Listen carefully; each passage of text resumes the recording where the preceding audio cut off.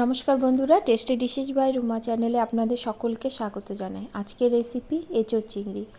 এঁচোড় সবার বাড়িতেই কম বেশি হয়ে থাকে। আমি ঠিক যেভাবে রান্নাটি করি সেই রেসিপি আপনাদের সঙ্গে শেয়ার করব। আশা করি আপনাদের ভালো লাগবে। তাহলে চলুন শুরু করা যাক। এঁচোড় চিংড়ি করার জন্য আমি এঁচোড়গুলো একটু বড় করে বানিয়ে নেব, তারপরে নুন এবং হলুদ দিয়ে ভাপিয়ে নেব। আর নেব আলুটা একটু বড় করে বানিয়ে নিতে হবে। এছাড়াও নেব পেঁয়াজ, এখানে 3টে বড় মাপের পেঁয়াজ আমি কিছু কুচি করে কেটে নিয়েছি।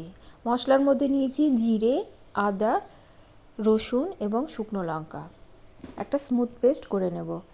আর নেব চিংড়ি মাছ। চিংড়ি মাছটা খোসা ছাড়িয়ে নিয়ে ভালো করে ধুয়ে তারপরে নুন হলুদ মাখিয়ে রেখে দেব। রান্নাটি করার জন্য কড়াতে দিয়ে দেব তেল। তেলটা গরম হলে প্রথমে আমি চিংড়ি মাছটা ভেজে তুলে নেব। চিংড়ি মাছটা খুব একটা ভাজার দরকার নেই, শুধুমাত্র কালার পাল্টে গেলে তুলে নেবেন। চিংড়ি মাছটা আমি তুলে নেব। তুলে নিয়ে ওই তেলেই আমি দিয়ে দেব এঁচোড়টা। এঁচোড়টা সেদ্ধর সময় আমি অল্প নুন এবং হলুদ দিয়েছিলাম। ভাজার সময় আর নুন বা হলুদ দেবার দরকার নেই।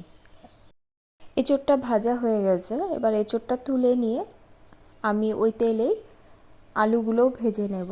এভাবে আলাদা আলাদা করে ভেজে তুলে রেখে রান্না করলে রান্নার টেস্টটা কিন্তু খুব ভালো আসে।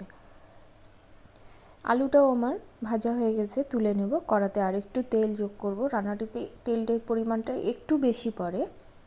ফোড়নে দেব গোটা জিরে এবং তেজপাতা। এখানে আপনারা চাইলে গোটা গরম মশলাও দিতে পারেন। আমি যেহেতু গুঁড়ো দেব সেজন্য আর গোটা গরম মশলা ফোড়ন দেব না।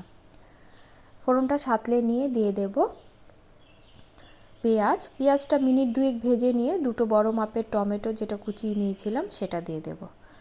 টমেটোটাও মজে এলে আমি দিয়ে দেব মশলা। এখানে মশলার মধ্যে আমি আবারও বলে দিচ্ছি জিরে, আদা, রসুন এবং শুকনো লঙ্কা। দিয়ে দেব হলুদ এবং নুন। মশলাটা আমি একটু ভালো করে কষিয়ে নেব। মশলাটা মোটামুটি 5 থেকে 6 মিনিট আমি কষিয়ে নিয়েছি। প্রতিবারই কিন্তু অল্প অল্প করে জল দেব এবং মশলাটা কষিয়ে নেব। মশলাটা মিনিট 2 কষিয়ে নিয়ে আমি ভেজে রাখা এঁচোড় এবং আলুটা দিয়ে দেব। মশলার সঙ্গে আমি ভালো করে কষিয়ে নেব। অল্প অল্প করে জল দিয়ে মশলাটা কষাবেন, এতে মশলাটা পুড়ে যাবে না এবং মশলাটা কিন্তু খুব ভালোভাবে কষানো হবে। মশলা কষানোর উপরেই রান্নার টেস্ট কিন্তু সবসময় নির্ভর করে। 5 থেকে 6 মিনিট আমার মশলা কষানো হয়ে গেছে। কালারটাও দেখুন কতটা সুন্দর এসেছে। এবার আমি এর মধ্যে জল যোগ করব।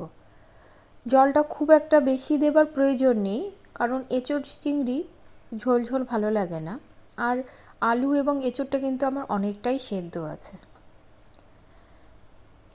ঝোলটা ফুটতে দেব। আমার একটু নুনটা কম মনে হচ্ছিল, সেই জন্য আমি একটু নুনটা যোগ করেছি। এবার ভেজে রাখা এঁচোড়টা আমি দিয়ে দেব। এঁচোড়টা দিয়ে ভালো করে মিশিয়ে নেব। মিশিয়ে নিয়ে ঢাকা দিয়ে আমি আরও 5 থেকে 6 মিনিটের মতো রান্না করে নেব। 5 থেকে 6 মিনিট পরে ঢাকা খুলে দেখে নেব। দেখুন এঁচোড় এবং আলুটা বেশ সুন্দরভাবে সেদ্ধ হয়ে গেছে এবং অনেকটা মজে গেছে। ঝোলটা কিন্তু বেশ মাখো মাখো হয়ে গেছে। এবার আমি এর মধ্যে দিয়ে দেব গরম মশলার গুঁড়ো আর দিয়ে দেব 1 চামচ ঘি। এখানে আপনারা চাইলে অল্প পরিমাণে চিনিও যোগ করতে পারেন, তবে আজকে আমি আমার বাড়িতে কিন্তু রান্না করছি না, আমি এক জায়গায় ঘুরতে এসে সেখানে রান্না করছি। ওনারা কিন্তু রান্নাতে চিনি পছন্দ করেন না, তাই আমি চিনিটা আজকে স্কিপ করেছি। গরম মশলা এবং ঘিটা দিয়ে ভালো করে মিশিয়ে নেব। বেশ মাখো মাখো হয়ে গেছে, খুব সুন্দর কিন্তু একটা সুগন্ধ বেরিয়েছে। কালারটা কতটা সুন্দর এসেছে। আমার রান্নাটি কিন্তু হয়ে গেছে। রেসিপিটি ভালো লাগলে লাইক কমেন্ট করবেন এবং সাবস্ক্রাইব করে পাশে থাকবেন এবং ভালো লাগলে বাড়িতে তৈরি করার অনুরোধ রইল। আজ তাহলে এ পর্যন্তই। সকলে ভালো থাকবেন। ধন্যবাদ সকলকে।